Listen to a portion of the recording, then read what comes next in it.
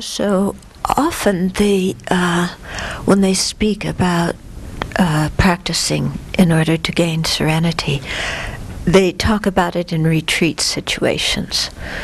So of course we can improve our concentration in our daily meditation, but to actually gain full-blown serenity, it seems like you really need a retreat situation. Because you're just training your mind to be on one object all the time and living our very busy daily lives doing this, doing that, going here and there, and having bunches of things to think about. That's not conducive for keeping the mind on one object. Okay, so we, can practice serenity in our daily lives, and it will definitely improve our concentration. But to actually gain it, it seems a retreat-like situation is necessary. So there's some conditions that they talk about if you're going to do retreat, and I think these would apply also to your daily meditation as well. As much as you can have these conditions, that much better it is. But like I was saying, that to get the perfect conditions is very difficult, and if we wait for perfection, we're going to be in samsara for an awful long time. Okay, so the first condition we want is a suitable place. So a place where we can have food, shelter, clothing, and so on in an easy way, where those things aren't difficult to procure. A place that's peaceful. If it's a place where a previous meditator has meditated, that's also very nice. Okay, so you don't want your meditation room to be, with an open window onto the construction site. However, for about a year here, that's what it's going to be, and we're going to take that as part of our practice. Because where else are we going to go? Yeah. So you just take it as part of your practice. You learn to deal with noise.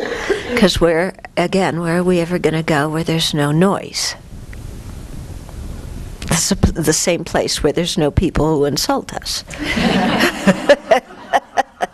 The same place where everything happens the way we want it to be. Yeah, when you find that place, please let me know. I won't go there with you. Because as soon as there's one other person around, it's not going to be the way I want it to be. Okay. Then we also need to have a correct understanding of the teachings on how to practice. So this is important. Many people think nowadays they can just sit down and, dream up their own meditations and think of their own way to do it. And that's really incorrect. And especially for something as delicate as training our mind in single-pointed concentration, we really need to know the teachings on how to do this quite well. What the hindrances are, what the antidotes are, what the stages of progression are, and so on.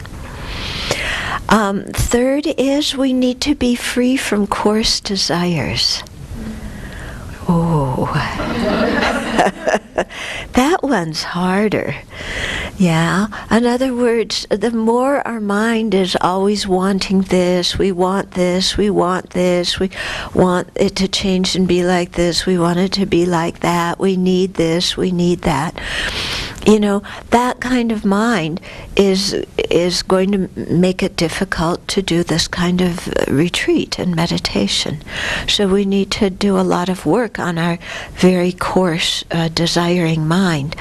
And as I've been saying, one of the chief antidotes for that is the meditations on impermanence and death and the disadvantages of cyclic existence.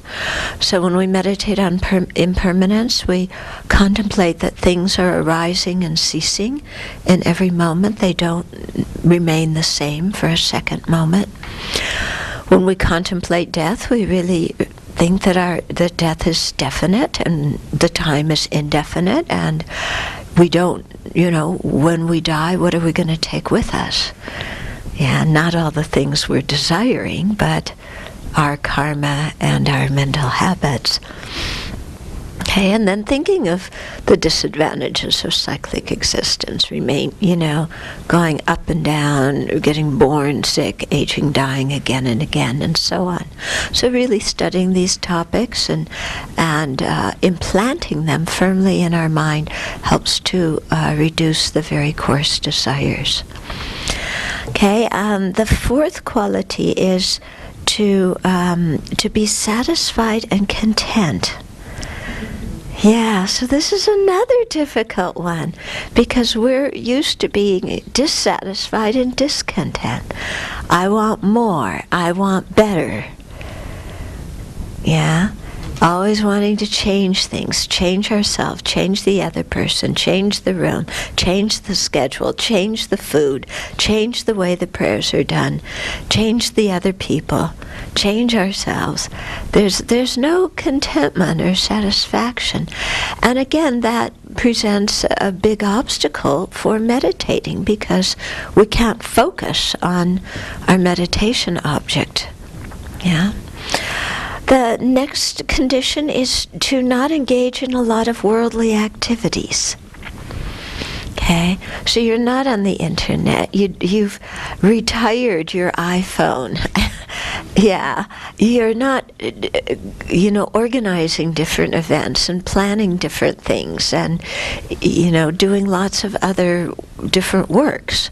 Because again, that puts so much information in the mind that can be distracting. And then also we tend to worry about if we can get all those things done in the time expected.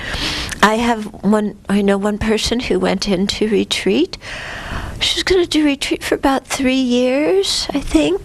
After 6 months, she was engaged in getting everybody in the whole retreat center their Indian visas.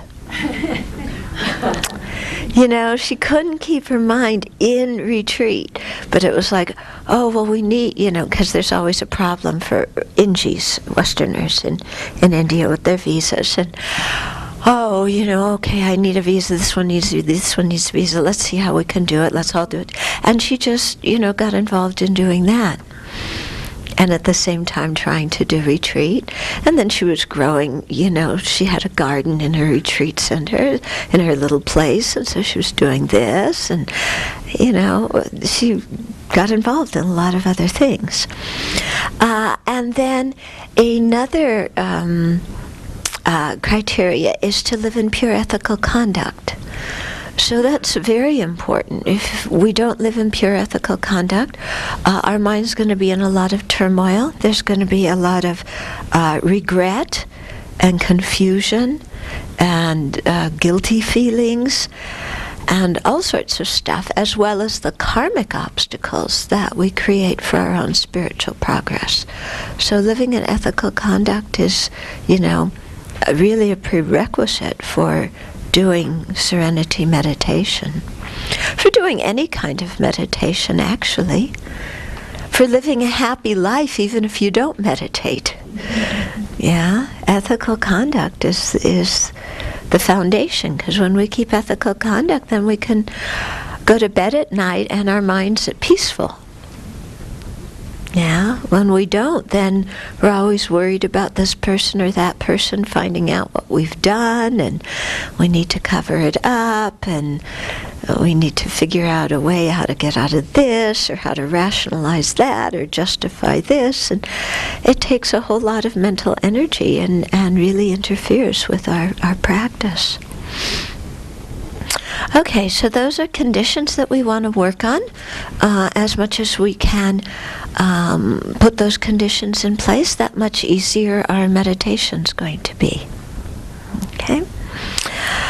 Then in the I was saying in the Mahayana tradition, in the text by Maitreya and Asanga, they talk about the 5 faults and the 8 antidotes. So this is a different set. They're different than the 5 hindrances that we talked about the last 2 days. So here the 5 faults are laziness, Forgetting the meditation object, excitement and laxity, non-application of the antidotes, and over-application of the antidotes. Okay, so laziness is of three forms. One is what we usually call laziness. You know, it's mañana en la mañana mentality. You know, I'll do it tomorrow. It's Labor Day, so I'm just, you know, snoozing and lying around and, you know, not doing anything much. And, you know, so that's a form of laziness. Practice doesn't get done when we're lazy in that way. Another form of laziness is keeping ourselves extraordinarily busy doing worldly activities. Okay? So this is what people in our culture call being successful and having a life. Yeah? Because you're always busy doing something. And we can see nowadays that people feel this incredible pressure to always have a full schedule. And if you have any free time, my goodness, what's wrong with you? Aren't you popular? Aren't you desirable? You know, you should always be the busiest of the busy and have no time to do anything. Right? Isn't that the way it is? You know? And when people just have free time, it's like, boy, what's wrong with them? Yeah? You're supposed to be working, you know, 10-hour days and then doing 5 hobbies in addition and going to all the plays and concerts, and not to mention the football and basketball games, and driving your kids to every possible lesson they can possibly take, whether they want to go or not. You know, being involved in every political cause and every social, you know, activist thing there can be. And then, you know, you have a life. And you're also exhausted and stressed out and worried and anxious and about to drop dead. But you're successful. And everybody thinks you're great. Okay, so that's a form of laziness. Seriously, it is. Because no Dharma practice gets done. In terms of practicing the Dharma, you're being completely lazy.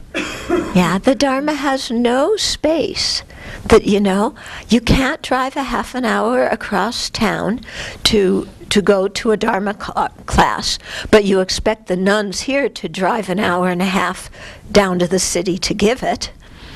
You know, you have no time to come and do retreat because you're too busy with your hobbies and different things. Yeah, you can't even turn on the computer and listen to a 5-minute Dharma talk, you know, because you're too busy. You know, and so our excuses just mount up. And so, you know, we never make it to the meditation cushion. You know, let alone make it to the Dharma class in order to get the teachings on how to do the practice. Yeah, so I might be exaggerating a bit. I mean, I really congratulate all of you for coming this weekend, because I'm sure many of you, you know, there was a point where you thought, oh, I should cancel because there's some other things that I could do this weekend. Yeah, were there things, some of you had that? Gee, you know, maybe I shouldn't go to this retreat. There's going to be another one. I can do that later. You know, there's a party this weekend. My friends, you know, my friend's going away for 2 weeks. I need to go to going goodbye party. You know, it's my high school reunion. It's, even though I don't talk to anybody, yeah, but there always seems to be maybe something with a little bit more glitter on it. So I really have to congratulate all of you that you actually got here and you stayed here for the, you know? Some people kind of get to the Abbey. It's very interesting to watch people's karma. Extraordinarily interesting. some people will work and plan so hard to get to the Abbey. They get here and they can't make it into the meditation hall. For some reason, they get here and then their mind just goes, okay, I gotta leave. It's fantastic to observe this. Nothing's happened. Absolutely nothing's happened, you know? It's just fascinating.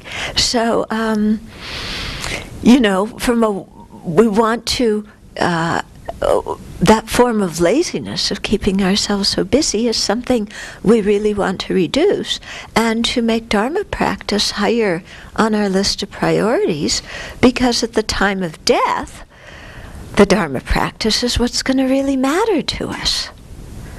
Not the parties, not the reunions, not the shows, not the games.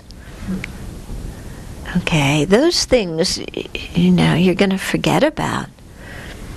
But the Dharma practice, you know, and the karma we created, the mental training we did, that's going to be with us when we die. Yeah. I mean, I never heard of anybody being on their deathbed, you know, and regretting that they didn't go to a party.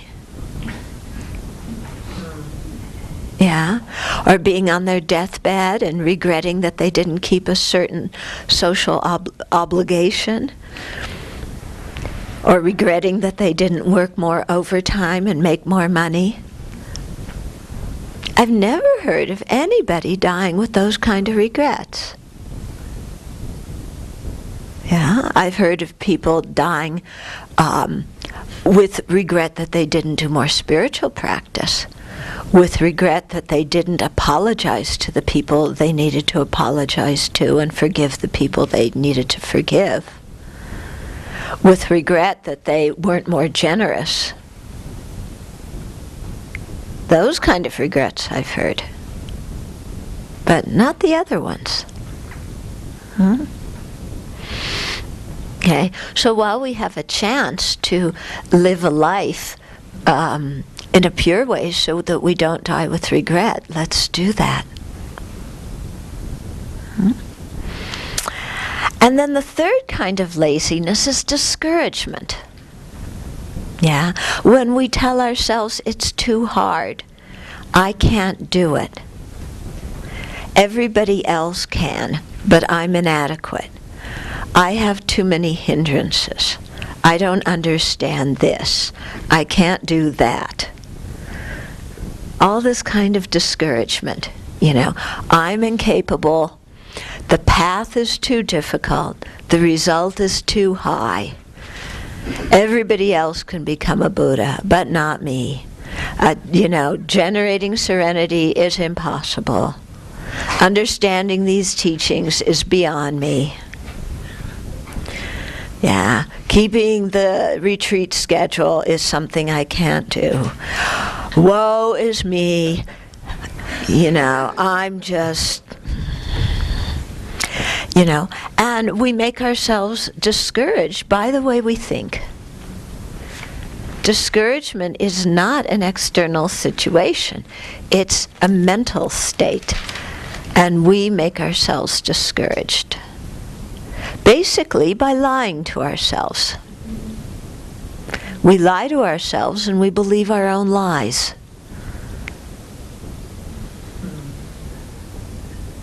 Yeah? That's essentially what's happening.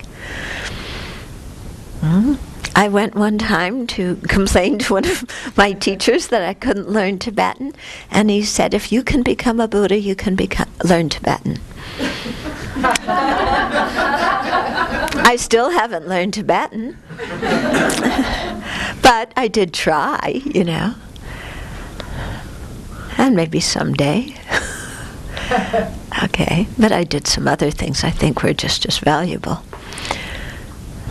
I don't know how to swear in Tibetan, so that's one benefit. Okay, but what I'm saying is, you know, by our own self-deprecating mind that doesn't acknowledge our own good qualities and our own potential, we make ourselves lazy. And we make ourselves depressed. And no one else is doing it to us.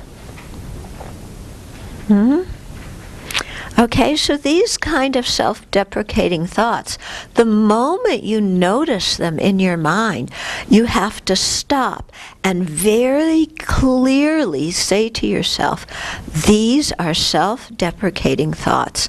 They are not true. It's not the case that you just notice that thought and go, oh, that thought's not so good, and then you keep on going.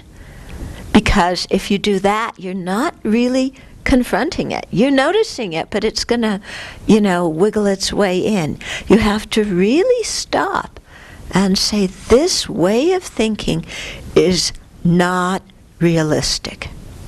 It is not beneficial. I am going to stop my thoughts going in that direction. And so then you steer your mind to think about something else. Now, and if you find that difficult, then you steer your mind to reciting mantra. Okay? Or you do the 35 Buddha practice, or you do some kind of practice where you have to be reciting something. Because when you're reciting something, you can anchor your attention to those words, and your mind can't be thinking, I'm such a lousy, creepy failure, at the same time. Okay? And anyway, that's just plain not true. And you know what? We sometimes look to other people to be the ones to tell us that we're not failures and that we're lovable. But no matter how much somebody else tells us they love us and how wonderful we are, if we don't believe in ourselves, their words don't help us that much. Have you noticed that? Yeah? You can have so many people saying, you're wonderful, I love you, and it makes you feel good, but when you don't believe in yourself, you can't really take in what they're saying. So it's very important, that we believe in ourselves. And when the thought comes up of, everybody else can, but I can't, that's effectively saying everybody else has the Buddha nature but me.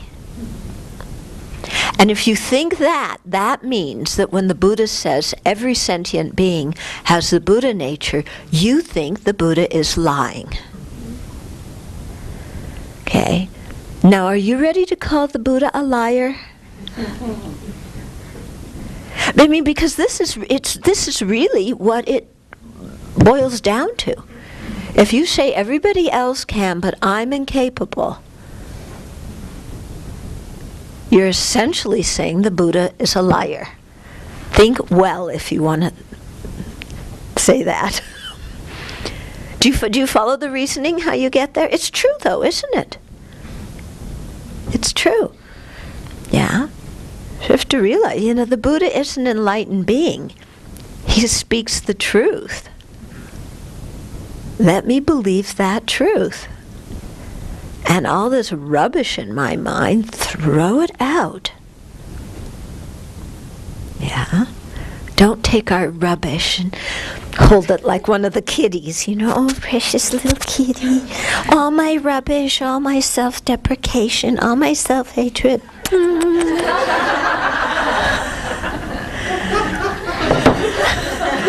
Yeah, that's what we do. We're so silly. Okay, so in the case of having laziness for doing serenity meditation, okay, then there's 4 particular antidotes, 4 of the 8 antidotes for this one hindrance, okay? So the first one is having faith and confidence. Oh-ho! Faith and confidence. That means we have faith and confidence in ourselves, in our own ability. We have faith and confidence in serenity and its benefits.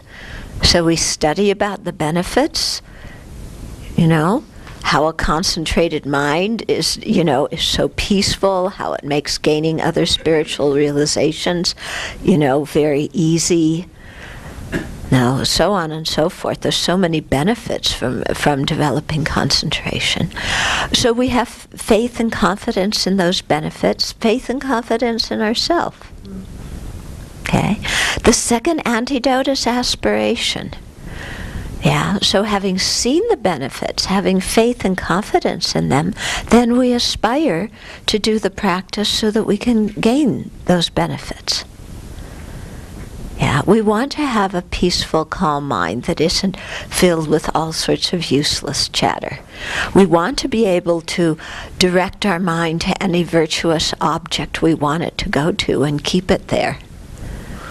Yeah, we want to be able to use our mind to realize emptiness and to integrate bodhicitta in our own heart. So we need concentration for all of that. Okay, so we aspire to do the practice, aspire to gain serenity. The third antidote is effort. We put effort in. Yeah. Effort is a very, very important part of the path. Yeah. And effort means joyful effort. It isn't like, I've got to do this. You know, my teacher's scolding me, somebody's scolding me, I've got to do this. Yeah, that is not the kind of effort we're talking about. That's called pushing ourselves. If we think about the benefits, and if we think about our own potential and have faith and confidence, aspiration follows without, quite easily. And the mind is happy because we have faith and confidence and a virtuous aspiration. That makes the effort joyful. It makes us enthusiastic. I want to practice. It's not a drudgery. I really want to do this. Okay. And then the fourth antidote is a mental factor called pliancy. So this is a mental factor that makes the mind very responsive, very pliant or flexible or serviceable. And it also makes the body very easy to manage. So when the body and the mind are responsive in this way, then it's very, very easy to focus on the object of meditation. Okay, so the pliancy is actually the real antidote that we're getting to, but we're doing the confidence and the aspiration and the joyous effort, first, so that we can actually gain this kind of pliant mind. Yeah, and pliant body, where it's so easy to direct the mind to our object of meditation and keep it there. It's so easy for the body to sit in meditation. Yeah. Okay, so that's laziness is the first fault, and it has those four antidotes: faith or confidence, aspiration, joyous effort, and pliancy. The second fault literally is translated as forgetting the instructions, but what it means is losing the object of meditation.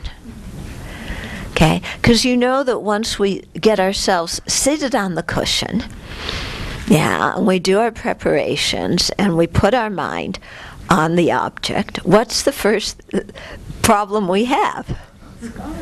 It's gone. Yeah? It's difficult to keep our mind on the object. So the antidote to that is mindfulness. Because as I was saying yesterday, mindfulness is the mental factor that, focuses on the object so in such a way that the mind doesn't get distracted and doesn't go off to other objects. So mindfulness is the antidote here. And that's why at the beginning of the session, we really have to, make sure we understand our instructions, what we're going to do, and then put our mindfulness on the object. Okay. The third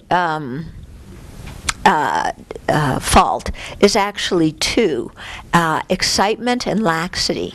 And they're put together even though they're quite different, because the antidote to them is the same. The antidote is introspective awareness. So with excitement, there's two different levels of excitement, a gross excitement and a subtle excitement. With a gross excitement, our mind is off the object and we're daydreaming and we're chasing an object of attachment. With subtle excitement, the mind is on the object, but you can feel underneath that it's about ready to go chase something. So that's subtle excitement. Yeah. Gross laxity is the object is not clear. Yeah. Subtle laxity is the object is clear, but there's no intensity to the clarity. Okay. So for all of these faults, the remedy is introspective awareness. Now, introspective awareness is not the thing that directly counteracts excitement and laxity, but rather it's the mental factor that notices that excitement or laxity has arisen in the first place. So that's why it's said to be the antidote. So it's that mind I was talking about yesterday that they say is like a little spy that just, checks out, am I on the object? Is the intensity of the clarity great? Am I about to get distracted to an object of attachment? Is my mind dull? So it's the one that it's kind of, it's checking out the situation. It's getting the lowdown. And if introspective awareness notices that one of the faults has come about, then we go to applying the direct antidote. Okay? So for excitement, if the excitement's very gross, then we have to meditate on impermanence, death, disadvantages of samsara. Or if the excitement is more subtle, we have to loosen the intensity of our focus. Because sometimes when we concentrate too hard, the mind gets tight, and that creates that movement and tendency to distraction. Okay. Sometimes, our focus is not tight enough at all, and we get distracted. That happens at the very beginning. But later on, if our focus is too tight, it causes a subtle kind of, this kind of thing, and so there we have to relax that a little bit. With laxity, then we have to tighten the focus. Okay? Or we have to check our posture, make sure our eyes are open, do the meditation, exhaling the pollution, inhaling the light, those kinds of things. Okay? Then the next fault is non-application of the antidotes. So in this case, introspective awareness has noticed that there is excitement or laxity, but we're not doing anything about it. Yeah? So that's kind of like I was saying at the beginning. We notice a self-deprecating thought, but we don't do anything about it. So this is similar. We notice there's an error in our concentration, but we're not doing anything about it. So the antidote there is to apply the mind. Apply the antidote to whatever the fault is. And then the fifth fault is over-application. In other words, you've already gotten rid of whatever fault it was, but you continue to apply the antidote too much. Yeah. So the previous one of non-application is like you have a child running all over the place and you don't do anything. The over-application is you've calmed the child down, but you continue to place the restrictions on them even though they're already calmed down. And that becomes another difficulty in our concentration. And so there, for over-application, the antidote is equanimity, to keep the mind, equanimous. We don't need to apply the antidote because there's no problem. Okay?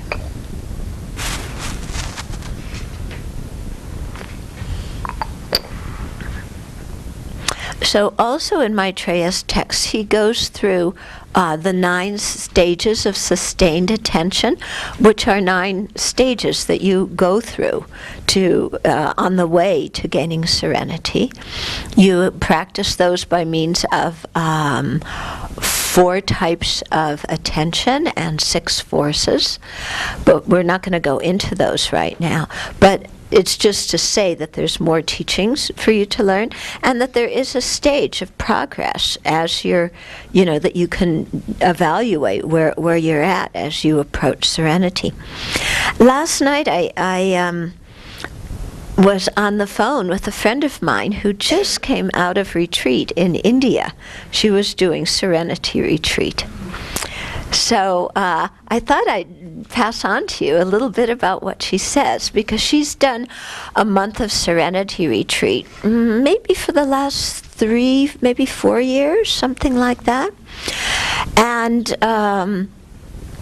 of course, her concentration gets much better during retreat. When she comes out of retreat, it's more difficult because things are going on. But she's really working with that this year in a more productive way. But she was saying to me that, when she first sat down, there were just so many thoughts percolating in her mind, one thought after the other, blub, blub, blub, blub, blub, blub, blub. She said it was like a waterfall or a dam bursting and all these thoughts just coming. So, if that's happening in your mind, you're not alone. Okay? So she said it just was like amazing to watch that. But then, you step back and you watch the thoughts. You begin to watch them without jumping in and following them, without getting involved in them, without believing everything you think is true. And you start applying these different antidotes. And she said that, as you do that, then the crushing, waterfall begins to turn into a stream. Yeah, and it's much more manageable. And she said then there's some space between the thoughts. It's not one thought climbing on top of the other. It's, there's a little bit of space. And she said then you can really get to look at the nature of your thoughts. And you see that the thoughts are just energy. That's it. They're just some kind of blip of energy going through the mind. That's all. And then you begin to see that, I have so many thoughts every day, and I believe all of my thoughts. I think they're all true. I really think this person is mad at me, and I think that person is a jerk, and I think this person is greedy, and I think that person's judgmental, and I think I'm horrible, and we believe all of those thoughts. But, when you're able to just calm the mind just a little bit, you begin to see it's just blips of energy. And that you don't have to believe everything you think. Yeah, it's just thoughts arising and ceasing. And there begins to be some space between the thoughts. And so she was saying too that because of these 9 levels of sustained attention, she said you can kind of tell when you're going from one to the next, and deepening your concentration. But she found the remarkable thing was really getting some distance and space from her thoughts. Yeah, and then being able to have some more mental clarity and just seeing that, the mind is luminous and clear, and it doesn't have to be filled with all the garbage that we often keep it filled with. Okay, so it was very nice to hear from that. She just did a month of retreat now, but by herself and she's very self-disciplined, so she kept her schedule quite well, I'm sure. And now coming out of retreat, what she's doing is trying to slow her life down a little bit. So, before she walks up the stairs, to pause and come back to that mental clarity. Yeah. Before she goes in the kitchen, to pause again. Yeah. And so I was telling her that it's kind of like when we do the thought training practices and the gathas from the Mahayana Sutras, these little kind of phrases or slogans that we do in thought training, where the idea is before you go upstairs, you stop and think, may I lead sentient beings to enlightenment. When you're going downstairs, may I go to the lower realms for the benefit of sentient beings. So all these little ways that you think during daily life activities. So I was commenting to her that she's doing something comparable in the sense of before she's initiating a new activity in her daily life, she's pausing and coming back to that mental clarity before beginning the activity. Yeah. But either way you look at it, whether it's that kind of pausing or whether you're doing the gathas, it's a way of slowing things down in our life, so that we are more mindful of our precepts, more mindful of our values, of, bodhicitta and so on, and where we have more introspective awareness that is aware of what we're saying and doing and thinking and feeling. And the more we can do that, then the more peaceful our daily life becomes. Okay. And in fact, you can probably get just as much done, if you're not as nervous and and stressed out, because we waste so much time worrying, being angry, getting stressed out, whereas if we're able to slowly, train our mind in this kind of way, then actually we become much more effective in whatever daily life action we're doing. Okay. So we have a few minutes for questions or comments. Yeah? Where can you find a list of gathas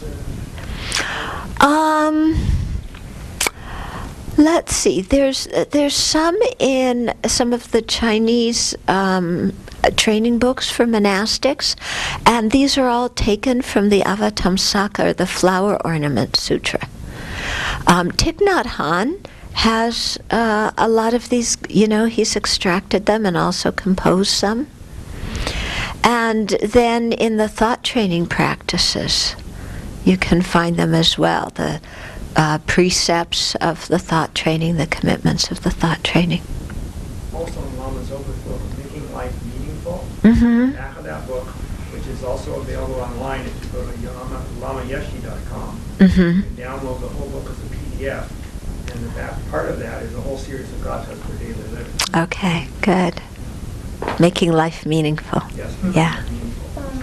We have the gathas on Tokenshara.org too, so you only have to Google it and then you'll find the book. Yeah, we have 41. Gathas, Yeah, 41 aspirations of bodhisattvas. Yeah. Actually, we have them in our YouTube. And it's actually, there is a playlist for that. Oh, great. Uh-huh. Quick question. Could repeating a mantra be considered an over-application of an antidote? Repeating a mantra. Well, it depends what the situation is. If you're trying to gain serenity on a visualized object of the Buddha, then saying the mantra is not your object of meditation, and you might use it to help calm your mind down, but then your object of meditation is the image of the Buddha. But there's other kinds of meditation where your object of meditation could be the sound of the mantra. Yeah, and in that case, you're really syncing your mind and developing concentration on the whole energy, vibration, sound of the mantra. So it depends, what meditation you're doing and what your object is. Anything else? Yeah. I start very quickly thinking about the qualities of the Buddha. So I'm no longer Okay. concentrating now, I'm being analytical. Yeah. Okay. So when you find that when you use the image of the Buddha, you start thinking about the qualities of the Buddha. It's very natural. They say one of the benefits of using the Buddha as an object for serenity is that it deepens your refuge, and the qualities of the Buddha, you perceive them better, okay? So you don't want to, at the beginning, I think it's quite natural to be thinking about the qualities of the Buddha, and that's kind of like an analytical meditation that's helping you to discern what your object of concentration is. But after you've done that, then try and just focus on the image of the Buddha without thinking about the qualities so much in so many words and thoughts. Okay? Is the serenity, is that like shamatha? Yeah, I'm using serenity as the English translation for shamatha.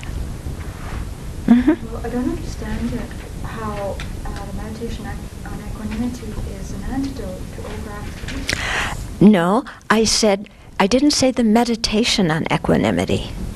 I just said equanimity. There's many kinds of equanimity in Buddhist practice. The meditation on equanimity is part of the series to develop bodhicitta. Yeah, and that also applies to the equanimity of the four immeasurables. This kind of equanimity is a different kind of equanimity completely. It's a kind of mental balance. And that's different also from the feeling of equanimity. Okay, so in Buddhism, certain words have different meanings in different contexts. Yeah, so it's good you ask if you have that kind of, yeah, because you're right, it wouldn't fit to do the equanimity meditation here. You have equanimity, you cultivate equanimity, a mental factor that is just balanced. Okay. Yeah. So, I've been focusing on the breath this time, the last time I was the Buddha. Mm-hmm. And I try to stay right in the nostrils. Mm-hmm. Just try to stay right with the sensations. Mm-hmm. And then, like, of course, thoughts are going to come, and then I just try to keep just releasing it instead of going with that. Mm-hmm. And so, as you get deeper and deeper into the breathing, are you going to notice less and less thoughts? Mm-hmm. Yeah. Okay. Yeah. As you deepen your concentration on whatever your object is, there's going to be fewer and fewer thoughts. Mm-hmm. When I'm meditating and I'm able to just concentrate on the breathing or on the Buddha, I've started noticing like a high. A what? Like You feel? uplifted sort of, is that okay? Yeah, you bet that's okay. Yeah. Go for it, Tree. Yeah. Uh-huh. The other day, like 2 or 3 days ago, I was meditating. I guess it was at the very beginning.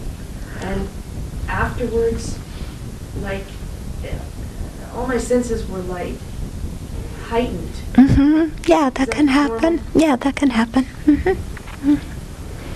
Okay, this will be the last question. So on the other end of that, Uh-huh. tears were falling this morning. Uh-huh. And Do you know why? I'm going to have to explore that. Yeah. My eyes just got really burning, because I was so excited to be here. and the first few days I just hoped it was really great, but this morning, just tears. Yeah. There's something there. Yeah, it could just be a release of stress. Yeah. Yeah. I'm okay with it. I just want to explore it maybe with someone. Yeah, sure. Yeah, this is, I mean, I'm happy to talk with you about it later on. Okay. Okay.